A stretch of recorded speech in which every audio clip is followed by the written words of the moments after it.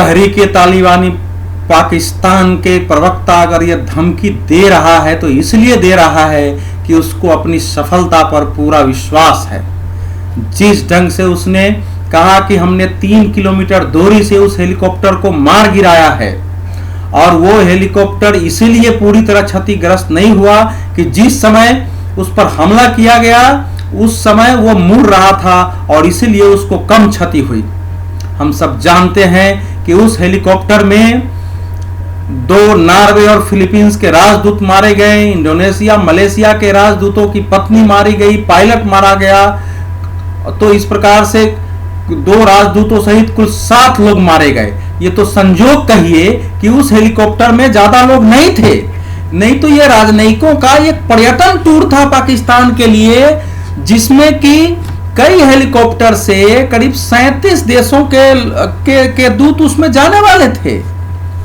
अब 37 देशों के दूतों में जो सदस्य थे उसमें 57 लोग थे कुल, जिसमें 32 पुरुष थे, 20 महिलाएं और 5 बच्चे थे। सब नल्लार जा रहे थे। और जो हादसे का शिकार हुई हेलीकॉप्टर और रावलपिंडी के नूर खान हवाई अड्डे से उड़ान भरकर सुबह 9:45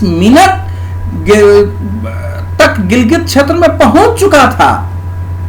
गिलगित और बल्तिस्तान में इनकी उच्च स्तरीय बैठक होनी थी, या घूमने वाले थे, इनके मुख्यमंत्री के साथ भी बैठक होनी थी और वहां नवाज शरीफ भी आने वाले थे।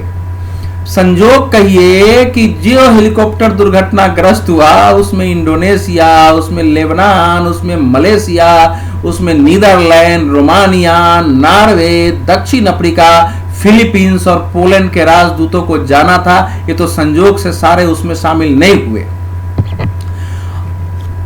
तो आज की घटना के बाद यानी इस वीडियो को देखने के बाद ये साफ हो गया है कि जो पाकिस्तान की सेना के प्रवक्ता ने जो दावा किया था और ये कहा था कि ये हेलीकॉप्टर की खराबी की वजह से हुआ, हेलीकॉप्टर दुर्घटनाग्रस्त हुआ, वो बात बिल्कुल गलत थी।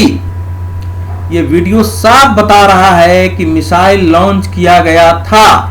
ये वीडियो साफ बता रहा है कि उस मिसाइल के लॉन्च होने से ही वो हेलीकॉप्टर ध्वस्त हुआ है। अगर ऐसा नहीं होता तो अमेरिकी वेबसाइट उस वीडियो को कम से कम अपने वेबसाइट पर तो नहीं ही डालती। अब 3 किलोमीटर दारी करने का मतलब यह है कि हवा से हवा में, धरती से हवा में मार करने वाली 3 किलोमीटर हेलीकॉप्टर का मतलब यह है कि जो रूस के पास SM-7 मॉडल है या SM-7B है, उसी प्रकार का हेलीकॉप्टर इसने डेवलप किया है। तो ये संभव है कि शायद ऐसे चेचेन के कुछ लोग जो रूसी मिसाइल निर्माण में शामिल रहे हो, वो शायद यहां आ गए हो या उनसे इनको तकनीक मिल गई हो। तो जिस दिन यानी 21 अप्रैल को तहरीके तालिबान पाकिस्तान ने वीडियो जारी करके 2.5 मिनट का यह दावा किया था कि उसने सफलतापूर्वक मिसाइल को लॉन्च कर लिया है, उसने बाजाप्ता मिसाइल के पार्ट्स को अलग अलग करके फिर उनको जोड़ते हुए फिर उनको लॉन्च करते हुए दिखाया गया था और पाकिस्तान की सेना ने उससे इनकार किया था। ठीक वैसे ही इस घटना के बाद भी कर रहे हैं, क्योंकि यह राजनयिकों का मामला है। अगर यह स्थिति दुनिया भर में ये मानसिकता पैदा हो गई कि पाकिस्तान के आतंकवादी अब सेना के हेलीकॉप्टर को भी निशाना बना सकते हैं, तो कौन सा देश अपने राजदूत को वहां रखना चाहेगा। तो पाकिस्तान के साथ ये समस्या है, लेकिन सच किसी से छिप नहीं सकता है। ये घटना इस बात का प्रमाण है कि पाकिस्तान की तमाम कोशिशों के बावजूद पाकिस्तानी सेना के, वहां के रक्षा निर्माण के, वहां ISI के, वहां प्रशासन के बहुत सारे लोगों का तालिबानों के साथ अभी भी साठगांठ है। जरा कल्पना करिए, तहरीके तालिबान पाकिस्तान का जो केंद्र है वो उत्तर पश्चिम सीमा प्रांत है, वजीरिस्तान का क्षेत्र है उनके आसपास के कबीलाई क्षेत्र है उनका उस क्षेत्र में पाकिस्तान में या फिर अफगानिस्तान में वो कार्रवाई करते हैं। अगर वहां से वो हमारे पड़ोस में कश्मीर, गुलाम कश्मीर तक पहुंच गए और गिलगिट में हमला करने में सफल हो गए, तो वहां से मिसाइल लेकर के यहां तक वो पहुंचे कैसे? क्या इतनी दूरी तक कहीं भी सेना, पुलिस, खुफिया के लोगों को यह जानकारी नहीं हुई? ये संभव ही नहीं है कि बगैर सेना और पुलिस के सहयोग के मिसाइल लेकर के और गिलगिट तक वो पहुंच जाए सीधे वजीरिस्तान से यहां। तो लेकिन यह स्थिति हमारे लिए भी खतरनाक है कि अगर यहां वो पहुंचे हैं तो कल वो सीमा के निकट आकर के और अपनी आतंकवादी गतिविधियों में वो मिसाइल को भी शामिल कर सकते हैं। इसीलिए मैं कह रहा था कि कई बार विनाशकारी खबरों को हम नजरअंदाज करते हैं, जबकि वो ज्यादा विनाश करने की स्थिति पैदा करने की क्षमता रखती है, और वैसे खबरों को हमको गंभीरता से लेनी चाहिए।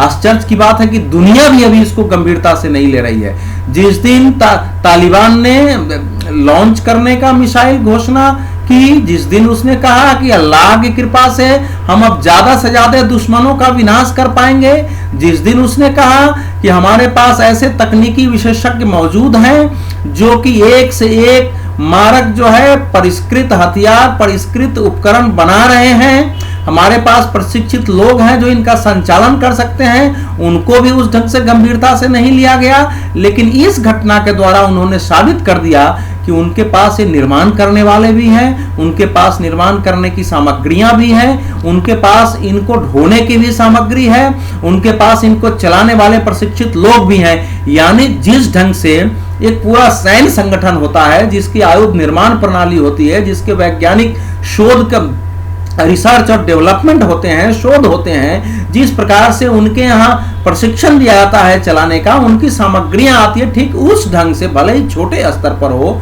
लेकिन तहरीके तालिबान पाकिस्तान ने वो स्थिति डेवलप कर ली है। तो आखिर इतने आक्रमण के बाद उतनी जगह उसको वैसे सुरक्षित प्राप्त क्यों हुई है? ये एक संभावना ये भी हो सकती है कि जो कश्मीर केंद्रित आतंकवादी है उनके साथ भी तहरीके तालिबानों का ऐसा साठगांठ हो गया हो और उनके माध्यम से मिसाइल यहां पहुंच गया और इनको माध्यम से इन्होंने लॉन्च कराने की कराया हो। तो ये अगर अटैक करने में इस क्षेत्र के आतंकवादी अगर कामयाब हो गए हैं तो ये हमारे लिए और खतरनाक है, क्योंकि फिर ये इनको तहरीके तालिबान की जरूरत नहीं पड़ेगी, स्वयं लॉन्च कर सकते हैं।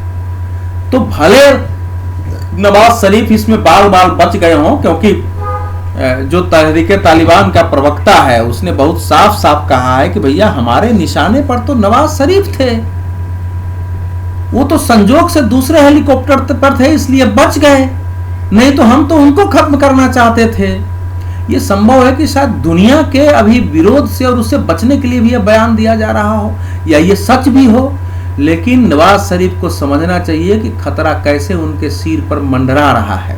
हालांकि इन दिनों पाकिस्तान ने आतंकवादियों के खिलाफ व्यापक अभियान चलाया है, खासकर पेशावर स्कूल पर हमले के बाद जिस ढंग से नवाज शरीफ ने और बाकी पार्टियों ने एक साथ मिलकर के अभियान चलाया है, आतंकवादियों को फांसी दी जा रही है, वो सब अपनी जगह है। लेकिन ये सच है कि अभी भी उनका जितना ये दावा करते हैं कि हमने कई हजार आतंकवादियों को मार गिरा दिया है, हमने अपना ड्रोन विकसित करके उनको क्षति पहुंचाई है, लगातार हम उनकी कमर तोड़ रहे हैं, अगर वो स्थिति होती तो वो मिसाइल बना करके गिलगिट की एरिया में ला करके और इस ढंग से हेलीकॉप्टर को नष्ट करने में सफल नहीं होते।